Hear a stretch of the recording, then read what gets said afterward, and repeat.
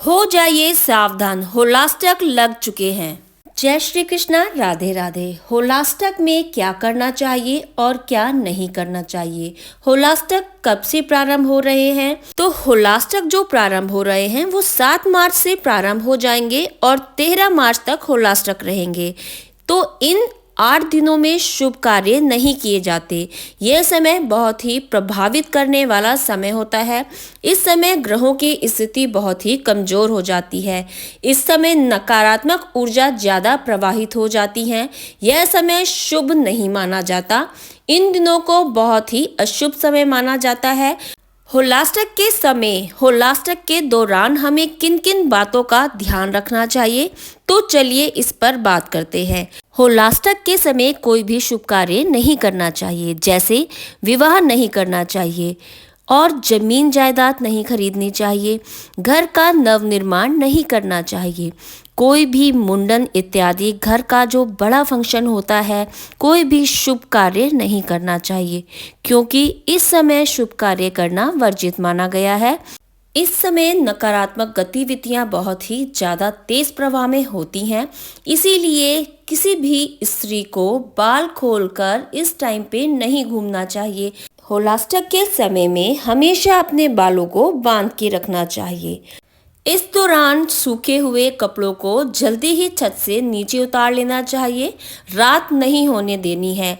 कई बार सोचते हैं कि हम सुबह उतार लेंगे और पूरी रात कपड़े अंधेरे में ऊपर रात में टंगे रहते हैं, तो ऐसा बिल्कुल नहीं करना है।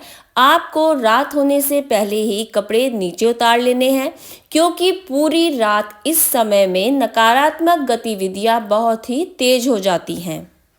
सबसे महत्वपूर्ण बात यह है कि इन 8 दिनों में किसी के घर का खाना भी नहीं खाना चाहिए, क्योंकि इस समय में कई लोग बहुत कुछ कर बैठते हैं। इसीलिए अगर आपको किसी पे शक है तो उसके हाथ से लेकर तो कुछ भी ना खाएं।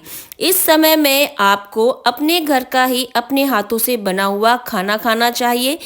तो अब आ जाते हैं कि इन 8 दिनों के अंतर्गत हमें क्या करना चाहिए। सबसे पहले हमें इन 8 दिनों के अंतर्गत मुख्य दरवाजे के पास घी का दिया जलाना चाहिए, या फिर सरसों के तेल का या फिर तिल के तेल का दिया हमें जरूर जलाना चाहिए।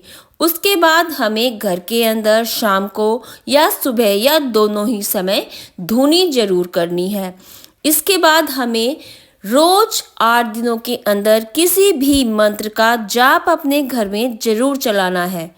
घर की सफाई करने के पश्चात गंगा जल से मिश्रित जल अपने घर में रोज छिड़कना है, ताकि कोई भी नकारात्मक गतिविधि हमारे घर के आसपास भी टिक ना सके।